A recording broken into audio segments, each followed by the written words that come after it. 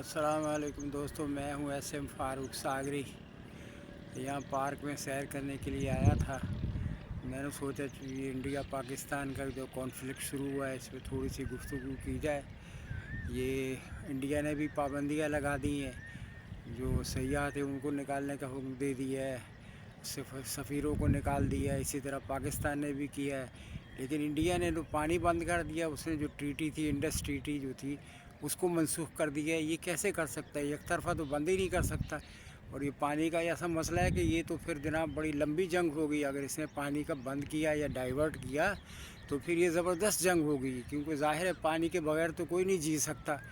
तो इंडिया को तो ये सोचना चाहिए, ये जो कुछ कर रहा है ये उसके मत्थे न लग जाए। वहाँ की आवाम भी बड़ी मुखालफत कर रही है, मैंने ये सुना है। इंडिया की आवाम भी और जो लीडर भी हैं वो भी मुखालफत कर रहे हैं कि ये मोदी जो है ना, अपनी अगली टर्म की तैयारी कर रहा है। ये ऐसे ही करता है। जब इसकी टर्म आने वाली होती है अगली, या आवाम में बेचैनी फैली हो, तो लोगों की अटेंशन डाइवर्ट करने के लिए कुछ न कुछ धमाका कर देता है।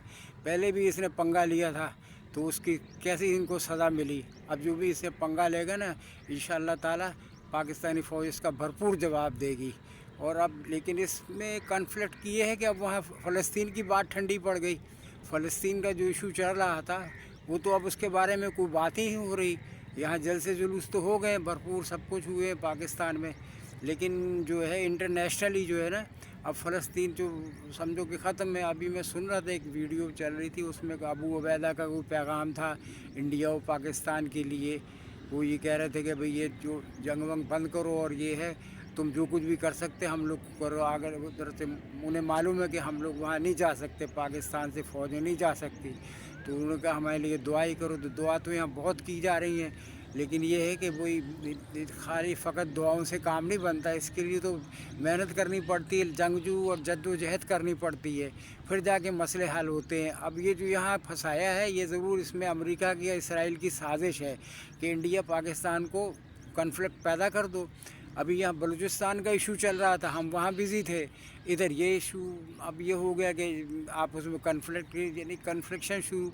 तो बहरहाल अब जो भी हुआ देखेंगे। वैसे जंग भी बड़े अरसे से नहीं हुई है, जंग भी थोड़ी देखने को दिल चाहता है। जो नई जनरेशन है ना, उसने 70 के बाद देखी ही नहीं है, उसके बाद कितनी जनरेशन आई है, तो उनको भी देखने मिल जाएगी कि कैसे हवाई जहाज़ आते हैं और जाते हैं। तो पाकिस्तानी तो कौम तो बड़ी खुश होती है ऐसी सुन के। जैसे 65 की जंग में हुआ था, बड़े खुश थे भाई पाकिस्तान की आवाम।